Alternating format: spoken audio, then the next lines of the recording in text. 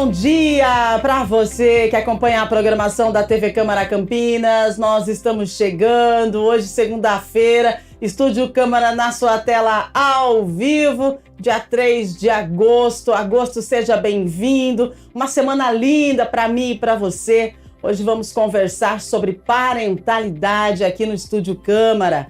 Mães reais, pais reais. Ter um filho muda tudo. Será que muda? Ah, muda. Muda horários, muda conversas, mudam os planos e até a forma com que a gente enxerga a própria vida.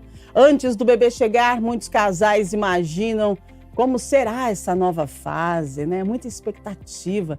Mas a realidade costuma vir acompanhada de noites mal dormidas, inseguranças, descobertas e um aprendizado que acontece todos os dias. E não é porque existe amor que tudo acontece de forma natural ou perfeita. Entre a felicidade de ver um filho crescer e o desafio de dar conta de tantas responsabilidades, existe vida real de milhares de famílias. E é sobre essa realidade que vamos conversar hoje aqui no Estúdio Câmara, ao vivo, com você que está aí do outro lado. Conosco já as nossas convidadas, daqui a pouquinho vamos apresentá-las, mas antes quero que você participe com a gente. Esse convite é bem interessante. Participe conosco, mande a sua experiência. Ou então conte pra gente, com a chegada dos filhos, o que mudou na sua vida? O WhatsApp está na tela, 19978293776. Enquanto você manda a sua mensagem, a gente atualiza algumas informações. Daqui a pouquinho vamos apresentar as convidadas do programa de hoje. Estamos ao vivo, segunda-feira, TV Câmara Campinas, Estúdio Câmara ao vivo para você. Vamos de informação, olha só. A Câmara de Campinas realizou na última sexta-feira a segunda e última entrega de doações para a campanha do Agasalho 2026, totalizando 357 quilos de roupas, calçados, cobertores e itens de invernos arrecadados pela casa. As peças passarão por triagem e serão destinadas prioritariamente aos abrigos municipais, à população em situação de rua, entidades assistenciais e programas sociais do município. Desde já, nós agradecemos você, né, que passou pela Câmara, que fez a sua doação, a todo o pessoal da Câmara também que doou. Muito importante, né, esse momento para que a gente possa ajudar a aquecer aí a vida, né, e alguns momentos das pessoas que precisam. Bom, gente, e hoje, segunda-feira, dia 3, o Legislativo retoma as reuniões ordinárias com a realização da reunião ordinária de número 40. A reunião inicia às 6 da tarde no plenário José Maria Matosinho. Você está convidado para participar.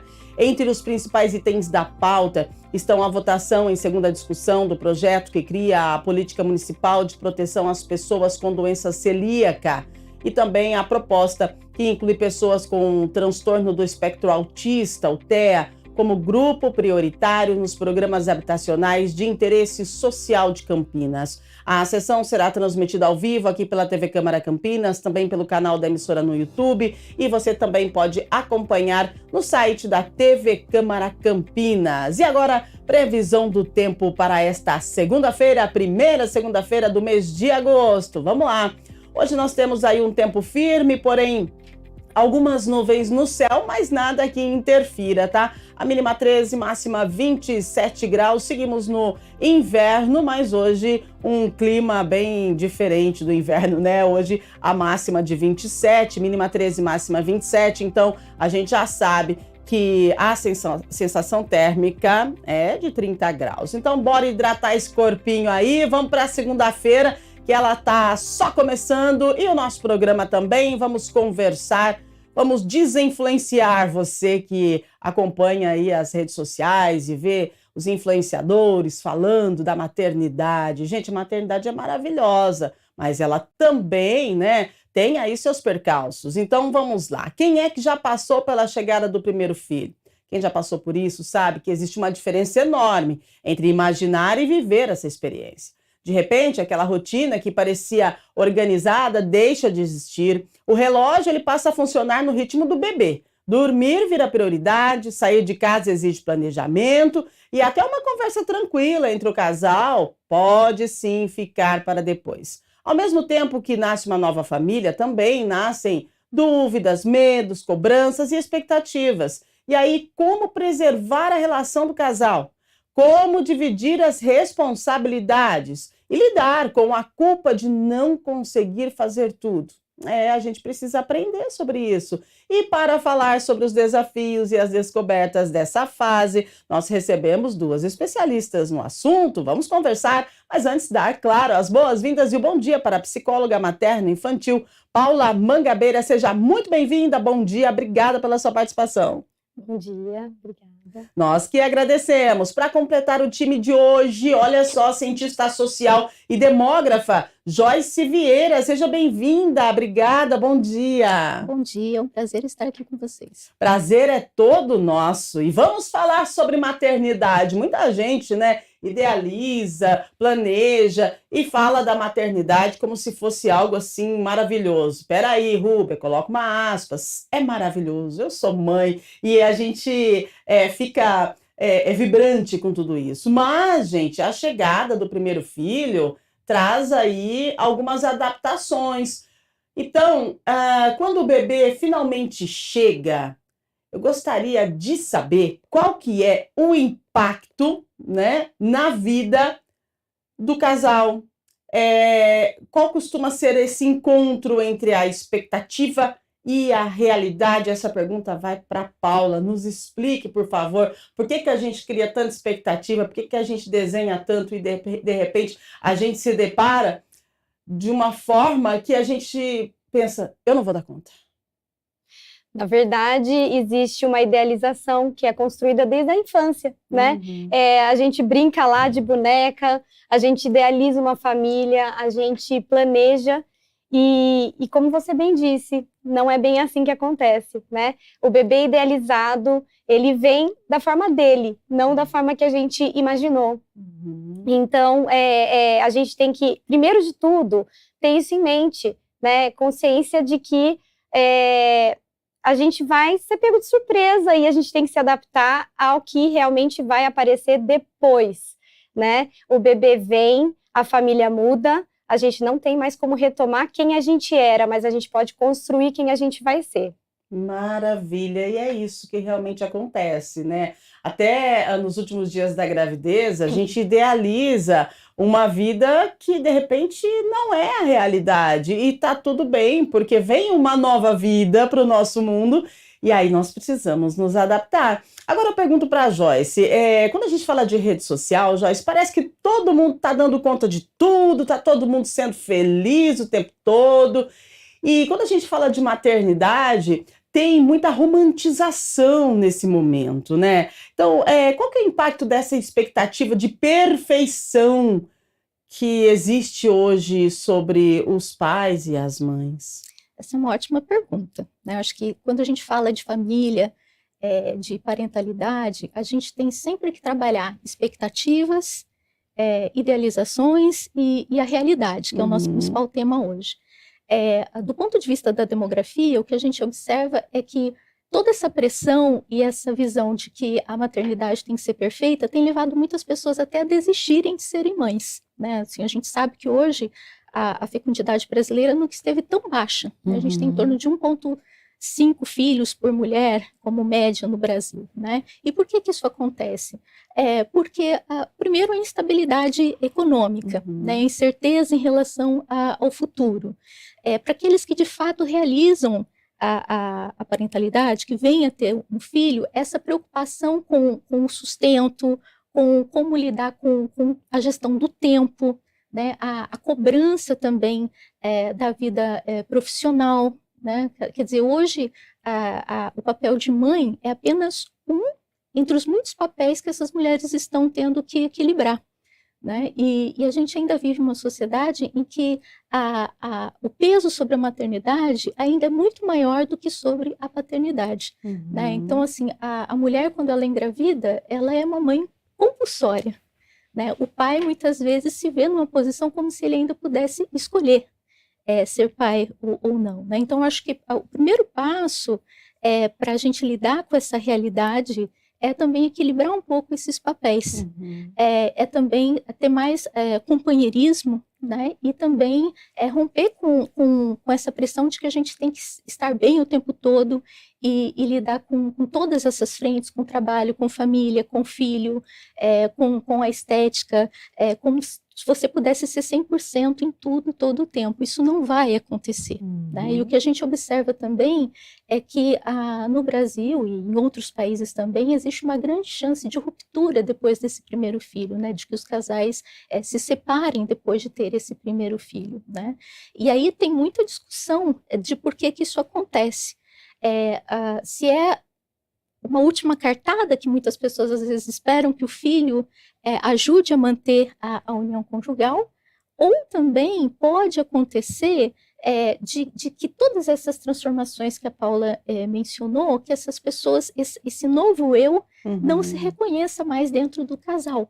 Né? E essa nova pessoa, a gente vai ter que aprender e se conhecer novamente. Então, realmente, uma transformação uma das maiores transformações da vida, né? Claro que são várias que a gente tem, mas essa, com certeza, define muito do que vai ser essa nossa persona, essa pessoa que a gente vai ser na maturidade, né? O filho, ele também tem esse papel transformador e que, às vezes, as pessoas não estão tão abertas a essa mudança. Exatamente, né? E quando a gente fala de social, tem a questão da comparação, que as redes sociais, elas elevaram demais a comparação hoje em dia e todo mundo se compara. E aí, se você for ver mulheres, né, pais, enfim, pessoas que têm o primeiro filho, eles vão mostrar tudo que é de mais belo, que é de mais lindo e que tem, sim, nesse momento, mas o sofrimento, a adaptação, a insônia, ou de repente o não conseguir dormir e ter que ir trabalhar, a família meio que confusa, isso ninguém mostra, né? E aí a gente precisa falar que isso existe, mas nós podemos aprender a lidar com toda essa situação. Ô, Paula, quando nasce um bebê, muitos dizem que com o bebê também nascem os pais. Isso vem de encontro com a fala da nossa colega. Por quê?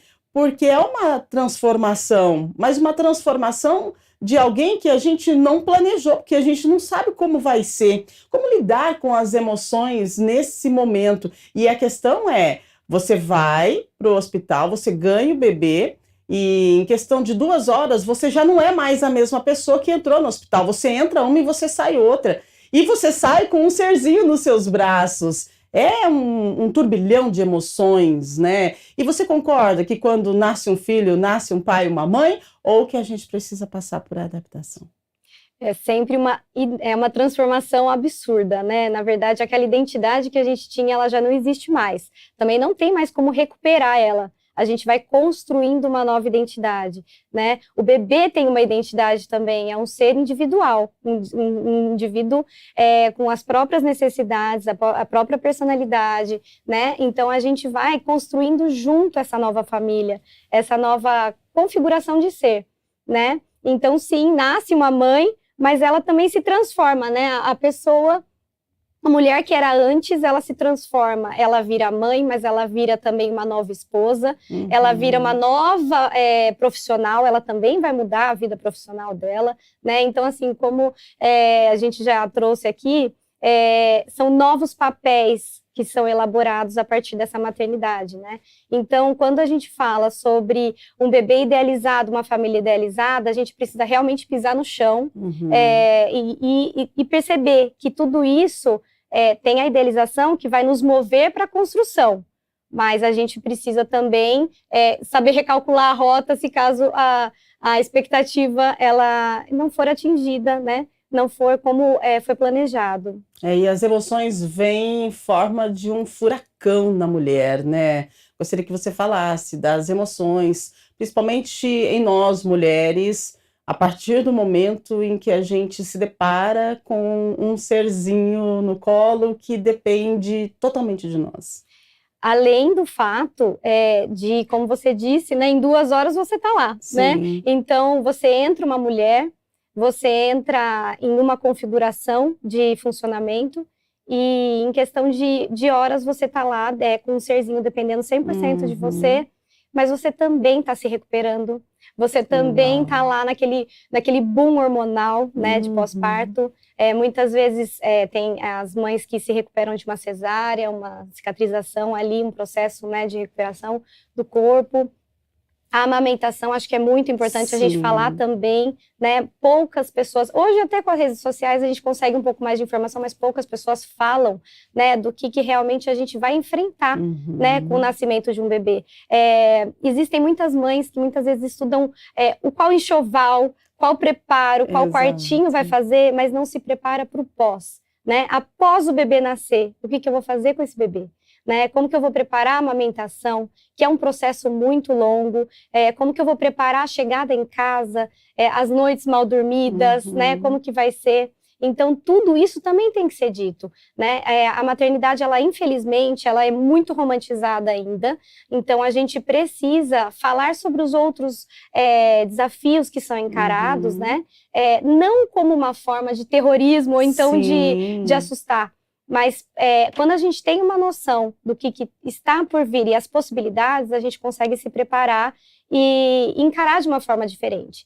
Não vai ser saber que vai acontecer, que vai evitar. Então, por exemplo, a exaustão materna, as noites mal dormidas, elas não vão deixar de existir se a gente sabe sobre, mas a gente vai lidar diferente, né? E quando a gente sabe a tempestade que está por vir, a gente também se prepara emocionalmente para isso, a gente encara elas diferente. Perfeito, é isso, né? É saber da situação para poder entender e ter ciência de como manejar, né? Porque, gente, filho é maravilhoso, maternidade é lindo. Eu sou mãe de uma mulher.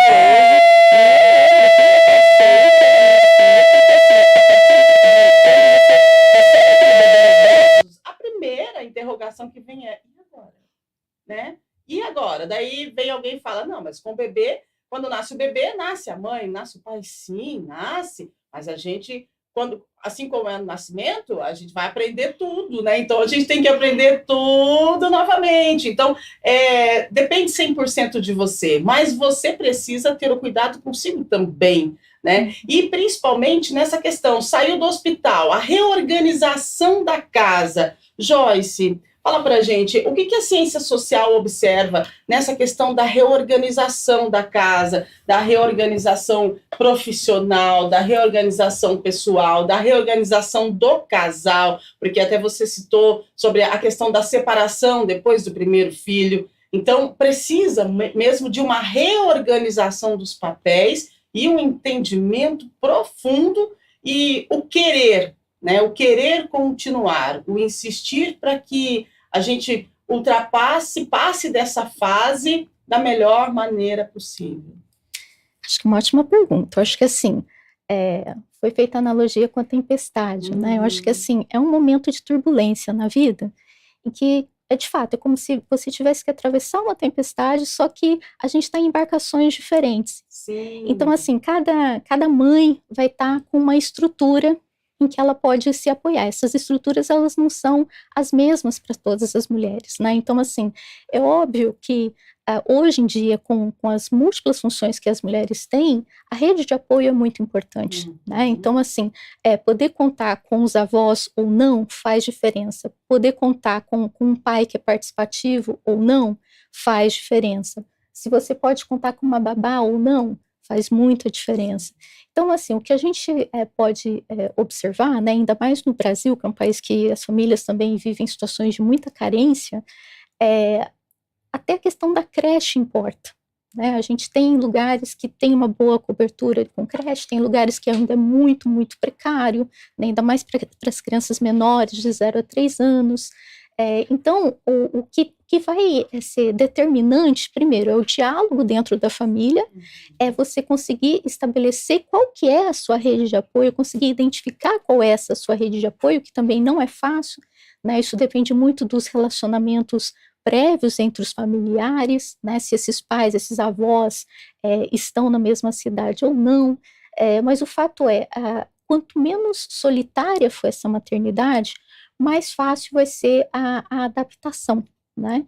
E eu acho que uma coisa que a gente tem que pensar também, para aquelas pessoas que não têm uma família próxima, que não têm esse primeiro amparo, o poder público também tem que pensar nisso, né? A gente tem, não só pelo lado da psicologia, mas também da assistência social, né, espaços como esse, em que as pessoas possam colocar suas dúvidas sobre maternidade, né? A gente sabe que na internet tem muita informação, mas essa informação às vezes não é muito filtrada, né? Não tem uma curadoria, digamos assim, dessa informação. Sim.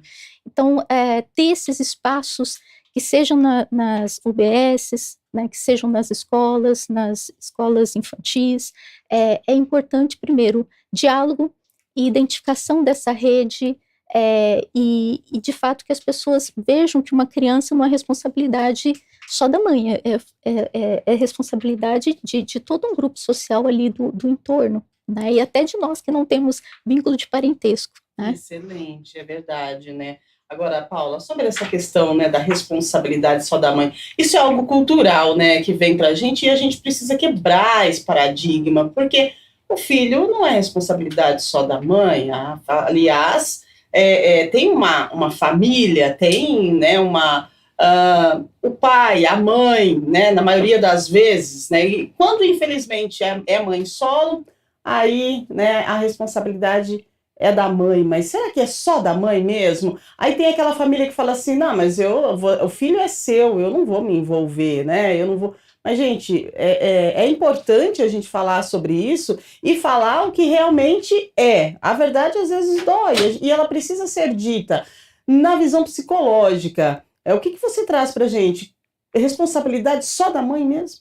Não. Responsabilidade, como foi bem dito, né? A Joyce trouxe sobre a questão mesmo do entorno.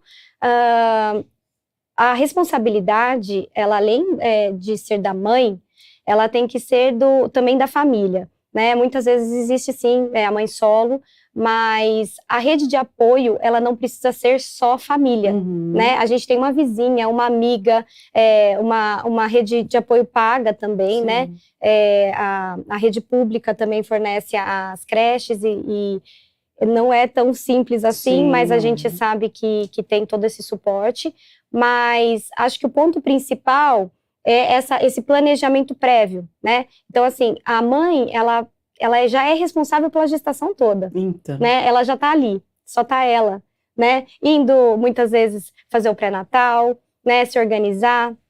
E é aí que entra a consciência de que ela não está sozinha desde a gestação, né? É importante a participação da família, da rede de apoio, do pai presente, desde a gestação, para já ir criando toda essa nova configuração. Depois que nasce, a responsabilidade intensifica ainda mais, porque a mãe, ela já está imersa nesse mundo, né, materno. Tem toda a questão hormonal que nós sabemos, o puerpério, ele é um desafio, assim, gritante na vida da mãe, né, ela está lidando com mudanças hormonais, junto com toda a responsabilidade de um pequeno ser. Então entra, sim, o papel fundamental do pai, para mostrar que ele está ali dando suporte. Também é um desafio para o pai, a gente não vai isentar ele das questões também emocionais, né? Um novo desafio, se sentir responsável como provedor e tudo mais. Tem sim esse desafio, mas também cabe ao pai enxergar essa mãe, olhar de fora, como que ela está? Ela está bem? Você está vendo alguma questão, alguma alteração emocional, alguma alteração mesmo no funcionamento? Também cabe ao pai ou avó, algum parente, algum amigo próximo, perceber também, né? Então a rede de apoio, ela não é só pegar o bebê do colo e permitir que vá tomar um banho e alguma coisa, de comer, alguma coisa assim. É também olhar para essa mãe e fazer essa leitura. Como que ela está? Onde eu posso ajudar? E o pai também vem, muitas vezes, para mostrar para o bebê o mundo, porque existe essa simbiose, né, mamãe, bebê. Então, a gente também tem que lembrar o papel fundamental do pai para mostrar para esse bebê que existe um mundo afora, além da relação mãe e bebê. Muito bem. E quando você fala de pai, eu quero perguntar para você, Joyce, o pai de hoje, ele é diferente do pai de décadas atrás? O que você, como cientista social, o que você vê que se mudou e o que mudou? É uma ótima pergunta, né? Porque nas ciências sociais a gente tem muito mais tradição de estudar as mulheres do que os homens, né? Mas, assim, os estudos que existem mostram, sim, que existe uma nova paternidade emergindo também, né? Embora o que a gente, principalmente no Brasil, essa, digamos, promoção da responsabilidade do pai tem vindo muito a partir de um discurso mais coercitivo, né? O que a gente pode pegar na mídia, por exemplo, a questão da obrigatoriedade de pagar a pensão alimentícia, né? Quantas pessoas são presas por não pagar a pensão alimentícia? Mas tem outras formas de se estimular essa nova paternidade, digamos assim, né? Que passa desde o que a gente diria um soft power, que seria um programa como esse, né?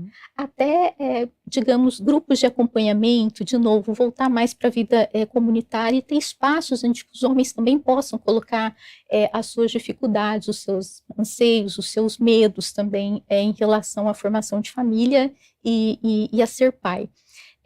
A questão os homens, em geral, eles querem participar da vida do filho, né? Mas a questão muitas vezes há essa pressão muito grande, uma concepção de que o grande papel dele é exclusivamente prover, como Paula já introduziu aqui. E muitas vezes, quando eles participam da vida doméstica, eles ficam com as atividades que são externas à casa, né, fazer compra, levar para passear, digamos, aquelas situações em que gera, de certa forma, a visão, digamos, mais legal do adulto, né? E a mãe fica, muitas vezes, com aquele papel um pouco inglório, né, de ser a que cobra, de que, olha, se fez tarefa quando a criança já está um pouquinho maior, né? Então, assim, eu acho que algo que a gente ainda pode avançar é colocar mais os homens nessa vida interna da casa também, né? Os cuidados mais diários ainda acabam sendo predominantemente femininos, embora da percepção deles, eles estão participando. Ele fala, mas eu levo no parque, eu compro as coisas, né? Então, assim, eu acho que, por outro lado, as mães também podem argumentar, mas hoje eu também trabalho, hoje eu também estou ajudando, eu preciso que você me apoie em outras funções, né? Então, acho que a gente está ainda nesse momento de transição do que vai ser tanto esse novo pai, né, como uma nova mãe, uma nova família, de uma maneira geral. Mas acho que um ponto positivo é que hoje a gente reflete mais sobre essas questões, né? É verdade.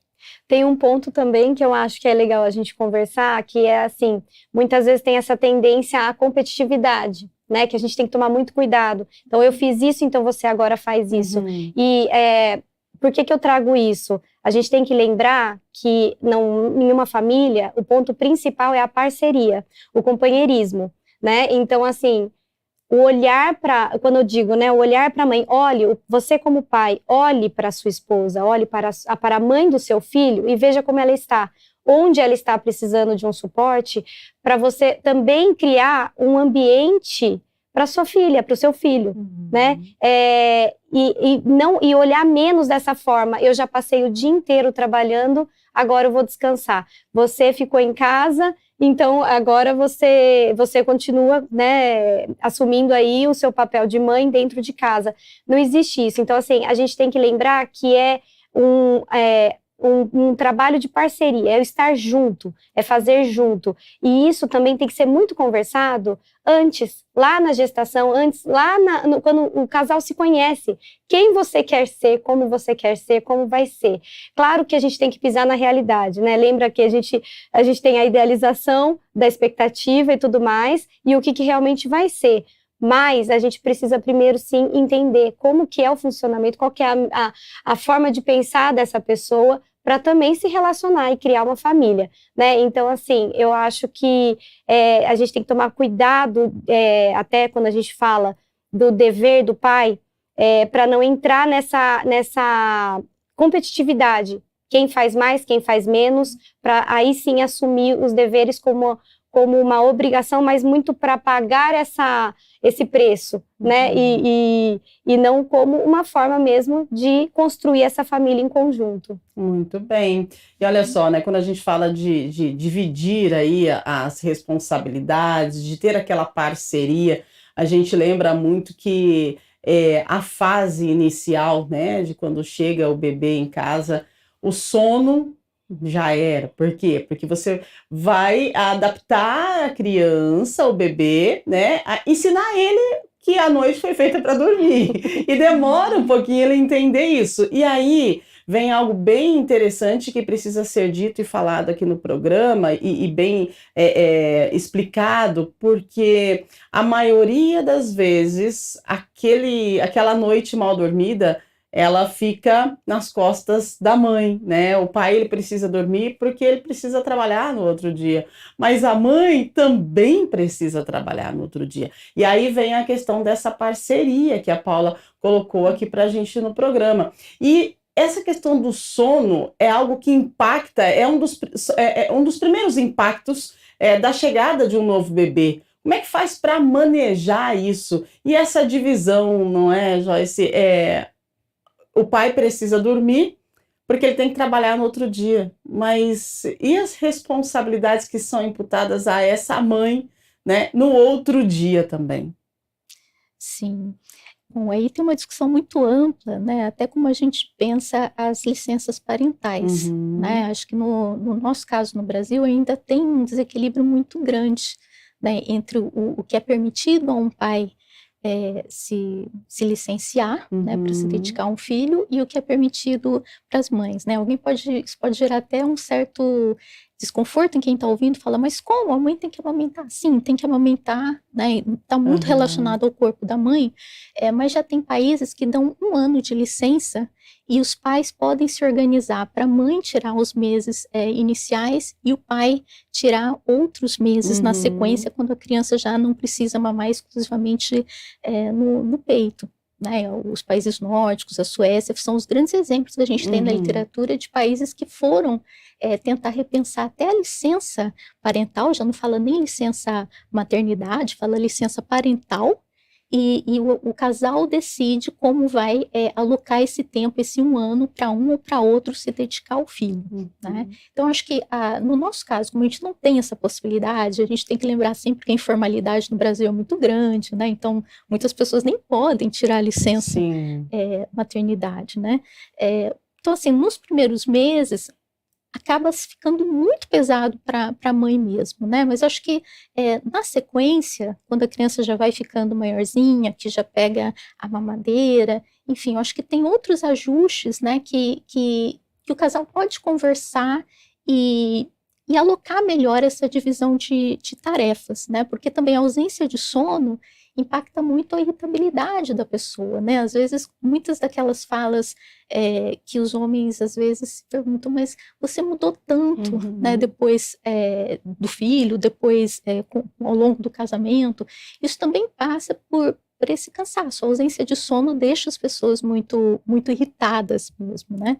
Então, acho que depende muito da conformação da família, né? Vão ter famílias em que os dois trabalham, vão ter famílias que só um trabalha, vão ter famílias que um trabalha em home office e outro trabalha externamente.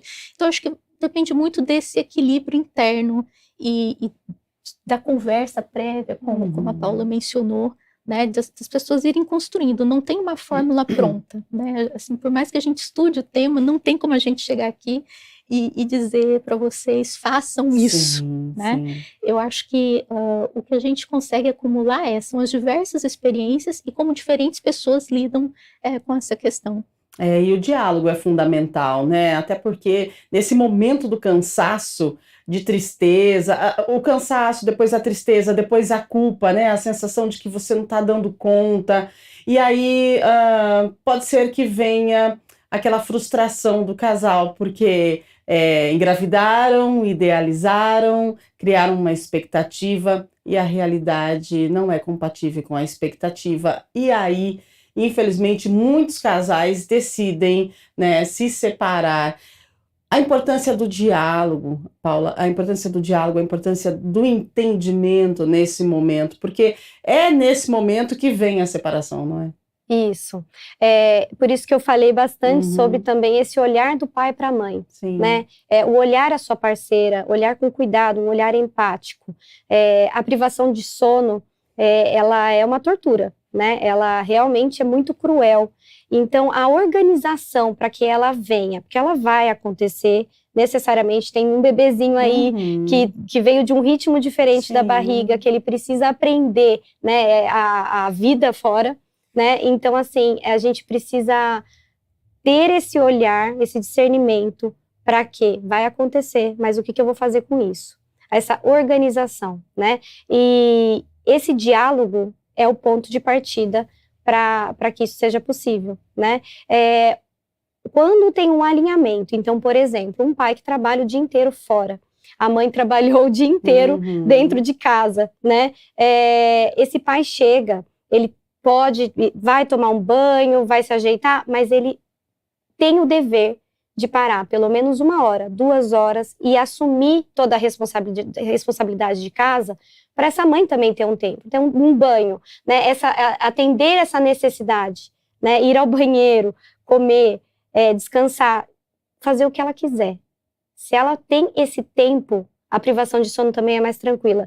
E a privação de sono traz a irritabilidade, traz a dificuldade de diálogo. Então, quando é trabalhado todo esse movimento, antes dela virar uma tortura, a gente evita, sim, as desavenças, as alfinetadas, né, durante o dia, a competição, eu fiz mais, eu fiz menos, porque senão, infelizmente, a comunicação, ela vai ficando para trás e a relação vai acabando, vai fragmentando, e aí não tem mesmo como manter, como sustentar essa troca, né? Gente, importante falarmos sobre isso, né? A maternidade, a paternidade é maravilhosa, mas a gente precisa de entendimento para poder passar por essa fase, que é uma fase bem desafiadora, né?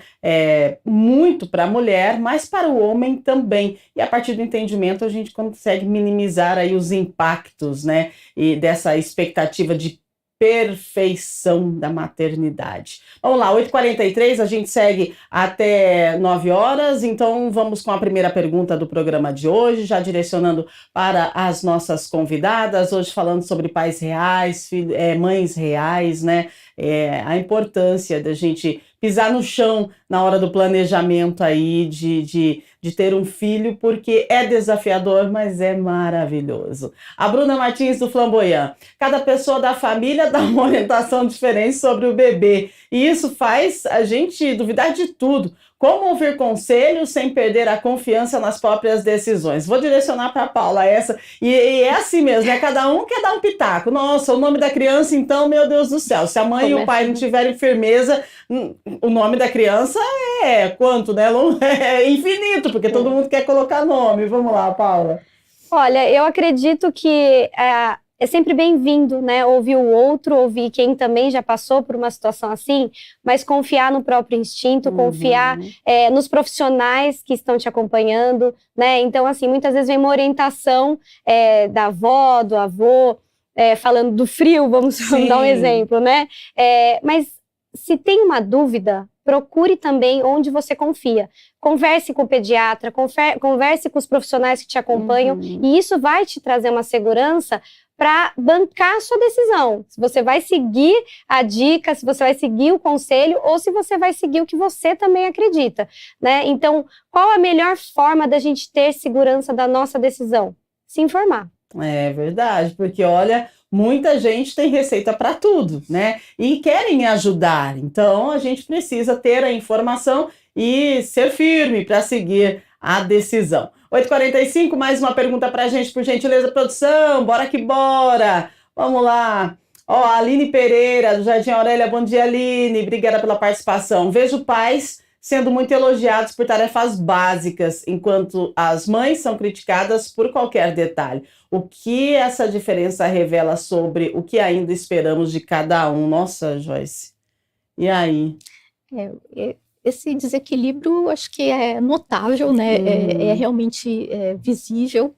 E eu acho que passa também por um autoentendimento, né? Porque às vezes a mãe fazendo o que para muitos é considerado básico, aquilo no dia a dia delas também é um esforço gigante, né? Então acho que esse olhar do outro a gente também tem que colocá-lo em perspectiva e não se deixar influenciar tanto por ele, né? Mas acho que só das pessoas externalizarem essa percepção já mostra que a gente está avançando, né? É verdade. E eu acho que a gente está num período de transição muito forte em várias dimensões, né?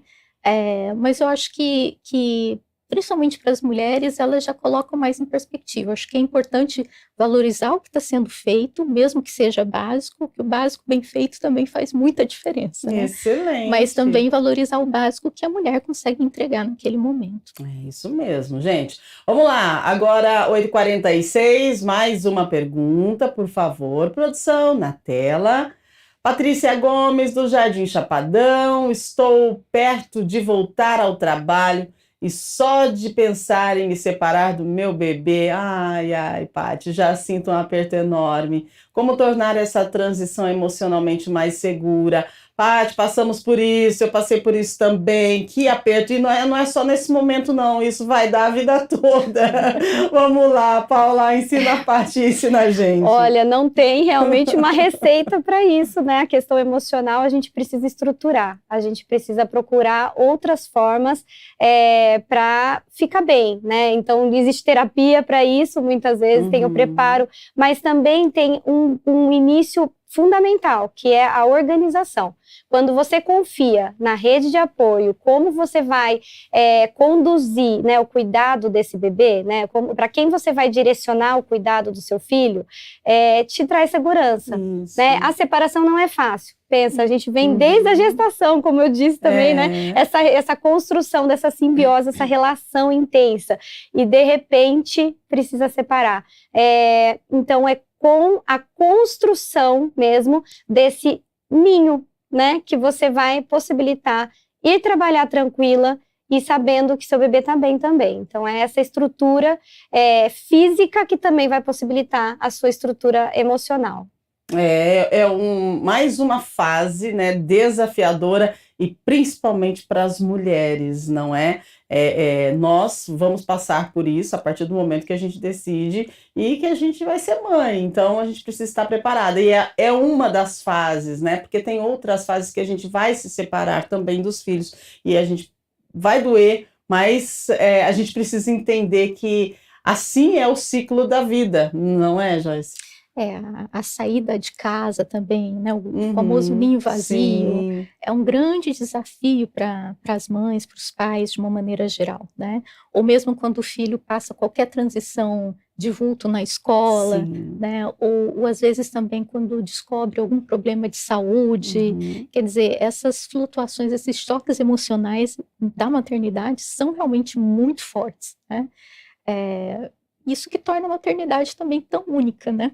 Mas eu acho que trabalhar o apego e o deixar ir, né? Que já começa nessa fase do bebezinho indo para a creche ou para o cuidado de alguma pessoa da rede de apoio, é um ensaio para essas rupturas ou mudanças, né? Que vão se tornando cada vez mais fortes, né? Até o ponto de poder mudar de país, de mudar de cidade, né? E seguir a vida dele. É impressionante, né? Quando a gente fala de maternidade, né? Assim, você fica lá os 9 meses com o bebê, com você, depois ele vem para esse mundão, aí passa por todas as fases, né? Do início ali, da convivência com essa criança, e aí depois você já começa com a primeira ruptura, né? Que é o ter que ir trabalhar, ter que deixar na escola, e aí a vida vai obrigando a gente a lidar com essas rupturas. A gente precisa de emocional forte, né, Paula? Isso mesmo. E aí que entra também o papel do pai, né? Essa ruptura, ela também pode acontecer antes da obrigação de voltar ao trabalho, né? Então, quando entra o papel do pai ali, de mostrar que o mundo não é só mãe e bebê, isso ajuda também a construir, né? É um processo de transição. Então, a rede de apoio, ela também tem esse papel de muita importância, de mostrando para o bebê que existe mundo fora a mãe, e para a mãe que o bebê também pode ser do mundo. Muito bem. Bom, gente, estamos falando sobre os desafios da maternidade, né? A vida depois do primeiro filho. Tem muito mais para falar, mas olha aí, 8h51. Tem mais uma pergunta, produção? Dá tempo ou não? Se não der, pode mandar aí que a gente já entrega. Nós temos ao vivo, hoje Legislativo voltando, né, às atividades. Muito bem, vamos responder rapidinho essa. O Leandro Costa do Jardim Olina. Depois que tivemos um filho, começamos a conhecer vizinhos e outras famílias do bairro. Os filhos ajudam os adultos a criar novas relações na comunidade. Ah, sim, socialização é 10, né? Vai lá, Paula. E aí que entra, né, o outro lado, né, da maternidade. Sim. A gente começa a ampliar até nosso ciclo social, conhecer novos maternar, né? Muitos grupos de mães existem para isso também, a troca, né? O amiguinho do parque que vai construindo uma relação de amizade. Então, assim, é muito, muito gostoso. Depois vem também a entrada na escola, amplia mais ainda esse ciclo, né, de amizade. Então, sim, é muito legal, vira uma comunidade, né? Né? E quando a gente fala da questão da socialização, claro que eu quero que você fale um pouquinho para a gente da importância dessa socialização aí, dos filhos, as crianças, as famílias. Tudo que foi dito aqui é realmente válido, né? Quer dizer, você entra num novo espaço de sociabilidade, as conversas mudam, né? Às vezes até aquele colega ou amigo que não teve filhos, às vezes fica mais difícil ter conversas em comum. Isso, verdade. Né? Então, assim, realmente é uma transição marcante, né? Eu que vim da área de transição para a vida adulta, comecei meus estudos aí, a última fase que a gente considera da transição para a vida adulta é realmente o filho, né? Porque é uma de todas as mudanças que a gente tem ao longo da juventude para chegar na maturidade, é uma ruptura muito grande, muda seu círculo de amizades, muda sua forma de ver o mundo, e às vezes o círculo onde você estava antes também já não faz mais tanto sentido, né? Você vai criar novas conexões, os espaços, começa a frequentar espaços para famílias, né? Não só para pessoas, para casais ou para jovens, né? Então realmente muda todo o cenário da pessoa, né? É isso, né? Quando nasce um filho, nasce uma mãe, nasce um pai, mas a gente vai aprendendo a ser, né? Mãe e pai no decorrer da vida, e é importante nós conversarmos sobre assuntos, né? Não romantizar tanto, mas dar crédito e louvor, porque ser mãe e ser pai é maravilhoso, né? Os filhos são bênçãos do Senhor e quem tem os seus sabe do que eu estou falando. Agora, 8h53, a gente precisa encerrar e a gente quer agradecer a Paula pela participação. Gostaria que você deixasse uma mensagem para quem está vivendo esse desafio, né, de descobertas, os primeiros anos aí da parentalidade. É importante tudo que a gente falou, mas deixa uma mensagem para o pessoal aí e obrigada pela sua participação. Eu que agradeço.